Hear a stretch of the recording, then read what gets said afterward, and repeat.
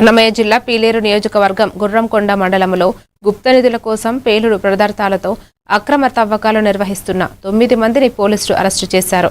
వారి వద్ద నుంచి జేసీబీ, ట్రాక్టర్, 4 ద్విచక్ర వాహనాలు, 9 సెల్ ఫోన్లు స్వాధీనం చేసుకున్నారు. విశ్వసనీయ సమాచారం మేరకు దాడి నిర్వహించిన పోలీసులు కేసు నమోదు చేసి దర్యాప్తు కొనసాగిస్తున్నారు.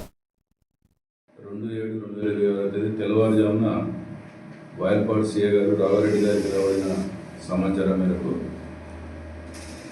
అన్నమయ్య జిల్లా ఎస్పీ గారు శ్రీ ధీరజ్ గురుకుల ఐపీఎస్ గారి ఆదేశాల మేరకు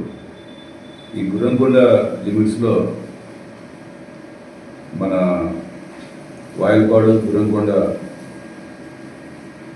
ప్రధాన రహదారిలో శ్రీనివాసపురం గ్రామం పరిధిలో ఈ గోవిందు అనే ఒక వ్యక్తి అతని వ్యవసాయ పొలంలో పేలుడు పదార్థం ఉపయోగించి గుప్త నిధులను వెలికి తీయాలనే ఒక కార్యక్రమంలో ఆయన ఆ విషయం సిఐ గారికి సమాచారం వస్తే ఇమ్మీడియట్గా సిఐ గారు ప్లస్ గుర్రంకొండ సిబ్బంది, వాయల్పాడు సిబ్బంది అందరూ కూడా